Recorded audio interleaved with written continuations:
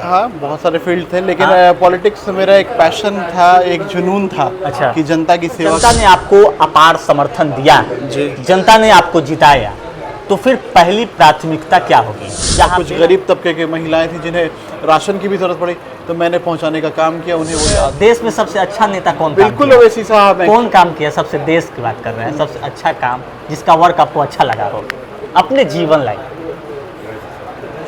ये देश की खूबसूरती है कि हम हिंदू मुस्लिम सिख ईसाई आपस में भाई भाई जो कहते हैं वो ज़मीनी स्तर पर भी दिखना चाहिए। अवैसी साहब की सबसे अच्छी बातें कौन सी लगती है? तेजस्वी यादव युवा की बात करते हैं तो वो भी फ्लॉप है, फिर भी कोई मदद के लिए तो आप नहीं लोग आया। यही दो मुद्दा क्यों लेकर चलते हैं? क्या? यही जो परसेंटेज के हिसाब से हम लोग को आबादी के हिसाब से हिस्सेदारी हर- नहीं मिली, हर आदमी- और शहाबुद्दीन साहब के साथ नाइंसाफी हुआ। मात्र 28 साल की युवा कैसे बेड़ा पार करेगा? गमछा रखे हैं जी देखिए, प्रत्याशी जी दो गमछे रखे हुए हैं, एक नीला है और एक हरा है। जी। ये हरा जनता तो- को मूर्ख बना रहे हैं। नहीं। क्या कर हरा रहे हैं? तो हमारे- कहा कि ईंट से ईंट बजा देंगे, तो फिर मुसलमान काहे दूसरा प्लेटफॉर्म पे जाएगा? जब 18% आबादी वाले को हिस्सेदारी में 2 सीट मिली थी 2024 के इलेक्शन में, हाँ। तब कहाँ थे वो जो आज मुसलमान उनको याद आ रहा है? अच्छा, आप ये मान रहे हैं कि आप जीत रहे हैं बेला चुनाव? बिल्कुल, बेशक, इसमें कोई दो राय नहीं है। जीत रहे हैं? बिल्कुल। मानते हैं कि जनसुराज से आपकी लड़ाई है, क्योंकि अब बहुत सारे पार्टियां हैं, लेकिन आपने जनसुराज का तो अभी बेलागंज उपचुनाव में है, और हमारे साथ AIMIM के प्रत्याशी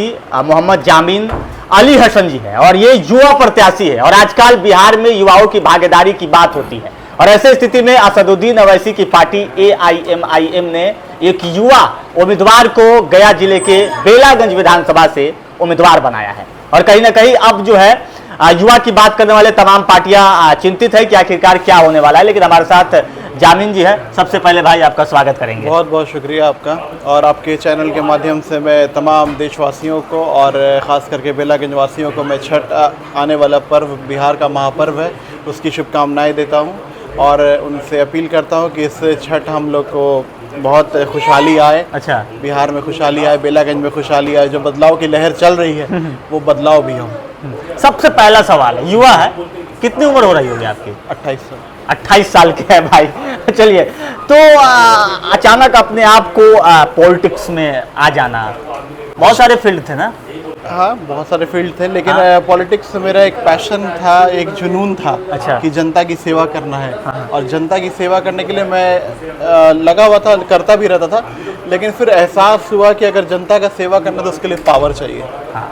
तो पावर की जब बात आती है तब पॉलिटिक्स। अच्छा। क्योंकि डेमोक्रेसी में पावर चाहिए तो पॉलिटिक्स में आना पड़ेगा, और उसके लिए पद प्रतिष्ठा चाहिए। बिल्कुल बिल्कुल। तो इसी सिलसिले में फिर मैंने सोचा कि नहीं, अगर हम जनता का सेवा कर रहे हैं और मजबूती से करना चाहते हैं तो उसके लिए जो ज़रूरत है उसमें आना पड़ेगा।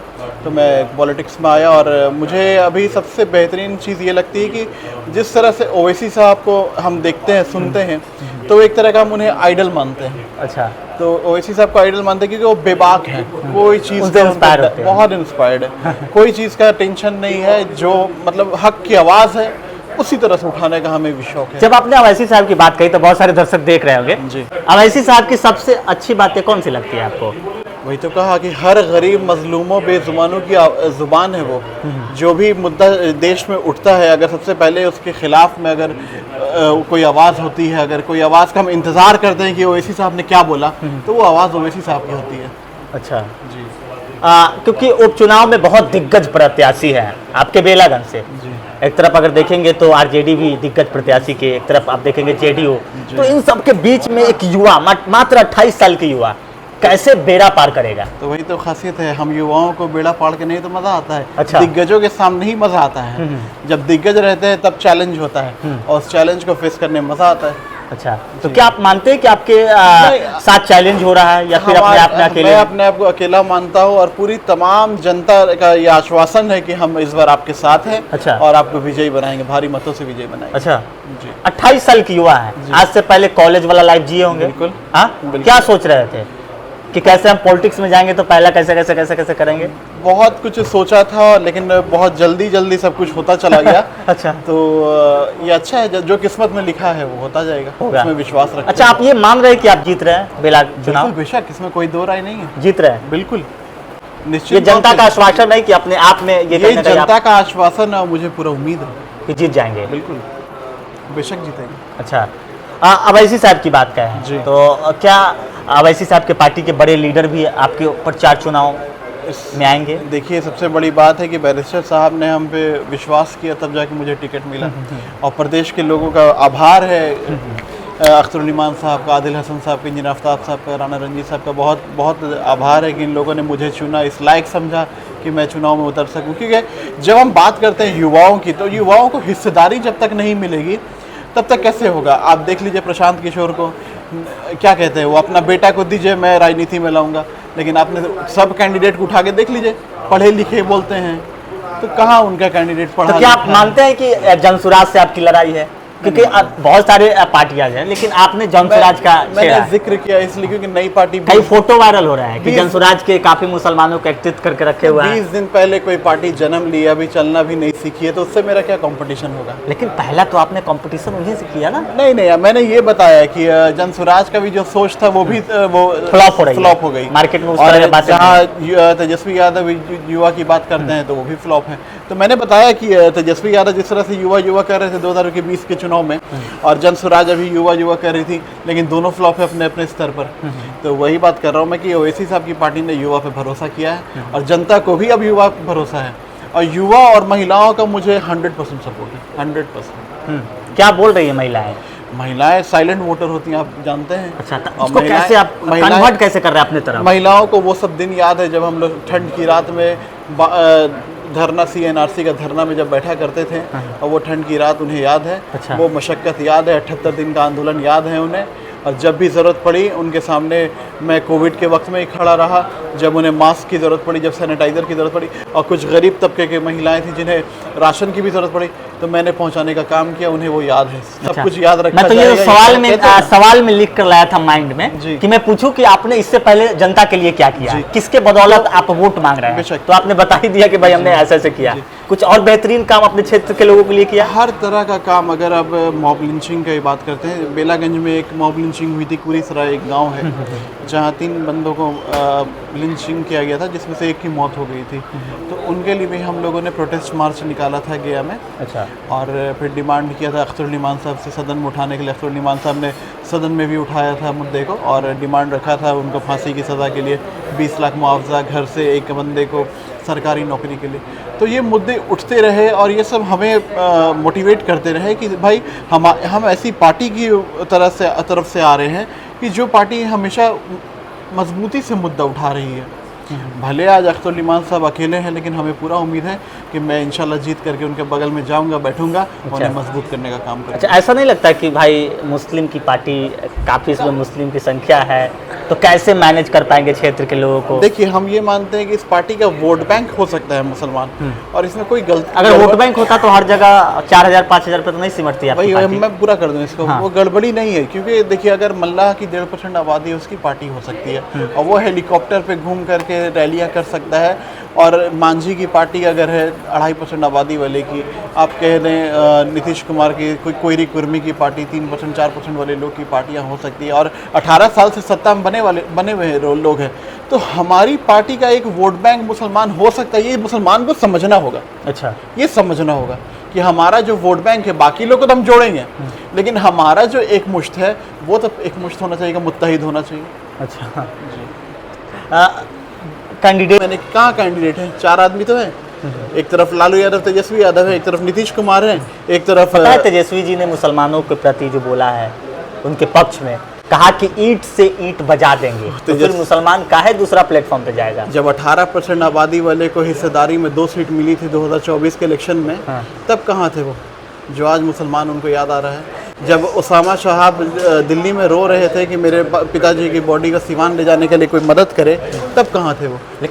पूरा परिवार दिल्ली में मौजूद था, फिर भी कोई मदद के लिए तो नहीं आप लोग यही 2 मुद्दा क्यों लेकर चलते हैं? क्या? यही जो परसेंटेज के हिसाब से हम लोग को आबादी के हिसाब से हिस्सेदारी नहीं मिली, और शहाबुद्दीन साहब के साथ नाइंसाफी हुई, और उनके परिवार फिर उन्हीं के साथ जुड़ जाते हैं। हर आदमी, हर कोई अपनी हिस्सेदारी तो अपनी आबादी के हिसाब से ही मांग रहा है। अच्छा, हर कोई मांग रहा है। तो अगर मेरी इतनी आबादी है, उतनी हिस्सेदारी बनती है, तो हमें चाहिए वो।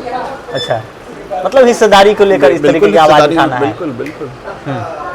चुनाव का कम दिन है, और कम दिनों के लिए अगर आप जीतेंगे तो विधायक भी बनेंगे, बिल्कुल ठीक है, लेकिन फिर आप उपचुनाव क्यों चुन लिया? उपचुनाव इसलिए चुना कि बदलाव शुरुआत होनी चाहिए किसी चीज़ की, और उपचुनाव जब हो रहा है तो हम अपने आप को आजमाएंगे। अच्छा, और इसीलिए हम आए कि अगर जो काम पिछले 34 सालों में नहीं हुआ है वो इस 9 महीना 10 महीना में हम लोग कर तो नहीं पाएंगे, लेकिन लाइन पे ज़रूर ला सकते हैं। ला सकते हैं। बिल्कुल। चलिए, आपने लाइन पे लाने की बात कही तो हमारे दर्शक लोग देख रहे होंगे, विकास की बात करते हैं। अगर जनता ने आपको अपार समर्थन दिया, जनता ने आपको जिताया, तो फिर पहली प्राथमिकता क्या होगी यहाँ बेलागंज चुनाव में? जब जीत जाएंगे तब क्या पहले चुनाव में सोच के रखा आपने? हाँ, कि क्या मैंने सोच के रखा है, क्योंकि कुछ जैसे जो मेरी ताकत है युवा, हाँ। तो उनका डिमांड है लाइब्रेरी का और स्पोर्ट्स क्लब का। अच्छा, हर जगह हर गांव में मतलब एक शिक्षा के लिए, शिक्षा और एक खेल के लिए, स्पोर्ट्स। हाँ। तो ये मैं करूँगा, करिएगा, ये मैं करूँगा। और बहुत सारे ऐसे पहलवान रेसलर लोग भी हैं उस इलाका में जिन्हें अच्छी गाइडेंस नहीं मिल रही है, तो उसके लिए मुझे काम करना है। अच्छा, उन लोगों के लिए। तो ये स्पोर्ट्स वाले कौन दिमाग दिया, कैसा करना? नहीं, ये जनता का डिमांड था। हाँ, जनता का डिमांड। मैं जब जिस जगह जाता हूँ छोटे बच्चे बोलते हैं भैया हम लोग के लिए फुटबॉल। अच्छा। तो सोचिए उनका मतलब कुछ तो है। मतलब खेल के लिए आपको चाहिए। बिल्कुल। और लाइब्रेरी भी यहाँ पे नहीं है? लाइब्रेरी भी नहीं है। तो इतना बड़ा गया है भाई डिस्ट्रिक्ट का, है नहीं किया गया, लोगों ने ध्यान नहीं दिया, जबकि इतना टैलेंटेड क्षेत्र है वो कि हर घर में आपको इंजीनियर मिलेंगे और अभी BPSC के टीचर्स मिलेंगे, लेकिन उनको सही दिशा नहीं दी गई। गया, अरवल, औरंगाबाद, इन सब जिलों में पदाधिकारी बहुत है। उधर आप चले जाइए, सबसे लिटरेट जिला है आपका बिहार। बिल्कुल। तो लेकिन अपॉर्चुनिटीज़ की कमी हो जाती है, कहीं कहीं संसाधन की कमी हो जाती है। आप बेलागंज के क्षेत्र में जब घूमिएगा तो आपको ये विश्वास नहीं होगा कि ये 2005 के बाद का क्षेत्र है। अच्छा, मतलब रोड की नाम की तो चीज़ ही नहीं है। ओ। कभी आप रोड देख लीजिए, नाली देख लीजिए, मतलब कुछ नहीं, कुछ काम नहीं हुआ, लोगों को बेवकूफ़ बनाया गया। और हाँ, सबसे बड़ी बात है कि पैसा के दम पे बनाया गया। तो वही मेरा मुद्दा वही है कि हम पैसा नहीं दे सकते हैं, क्योंकि हम उतनी बड़ी पार्टी से नहीं आते, उतने बड़े घर से नहीं आते हैं। लेकिन हाँ, आपको जो सरकार की नीतियाँ, जो प्रोजेक्ट्स है, वो आपके द्वार तक हम पहुँचाने का काम करेंगे। अच्छा जी। 2 गमछा रखे हैं जी। देखिए, प्रत्याशी जी 2 गमछे रखे हुए हैं, एक नीला है और एक हरा है। जी। ये जनता को मूर्ख बना रहा है। नहीं नहीं नहीं क्या हरा तो हमारी पार्टी का प्रतीक है। अच्छा। और ये ब्लू हमारे बाबा साहब अम्बेडकर का प्रतीक है। हाँ। और हमारे बैरिस्टर साहब भी बाबा साहब अम्बेडकर के संविधान को मानने वाले हैं, इसीलिए उसकी लड़ाई लड़ रहे हैं और उसी वजह से उनके ऊपर बहुत सारी उंगलियां उठती हैं। तो ये दोनों संविधान और अपना प्रतीक को हम लेके चलने वाले लोग हैं। हम लोग आइडियोलॉजी वाले लोग हैं। अच्छा। और अम्बेडकर गांधीवादी लोग हैं। हम लोग एक आइडियोलॉजी को मान के चलते हैं, तो उसको अपने साथ लेके चलते हैं। एक अंतिम सवाल है, आप भी पॉलिटिक्स में आ गए हैं जी, तो ये बताइए, सबसे बेहतर देश में पॉलिटिशियंस कौन लगता है मुझे? हाँ, सबसे बेहतर देश की बात कर रहा हूँ। हाँ, बैरिस्टर असदुद्दीन ओवैसी साहब लगते हैं। अच्छा, ये आपके पार्टी के, तो यही लगे?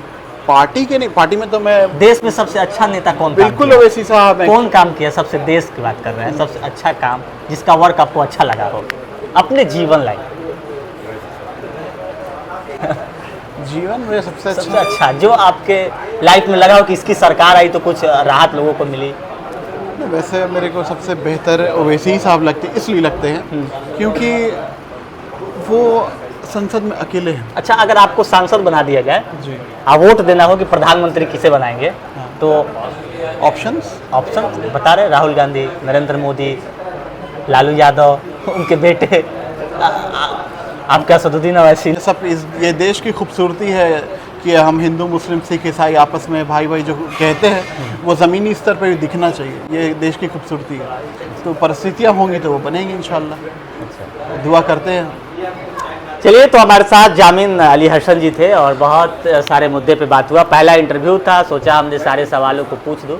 कुछ सवाल रह गए हैं तो हम लोग चाहेंगे कि ग्राउंड रिपोर्ट और कहीं ना कहीं इनको क्षेत्र में पकड़ के और उस जगह पब्लिक पॉइंट पे ही सवाल दाग दिया जाए। बाकी अभी के लिए आप लोग बिहार वाले कैफे पर मुझे देख रहे थे और वीडियो अच्छी लगी हो तो बिल्कुल आप लोग कमेंट बॉक्स में लिखिएगा और ज़्यादा से ज़्यादा शेयर कीजिएगा। अभी के लिए बहुत बहुत धन्यवाद।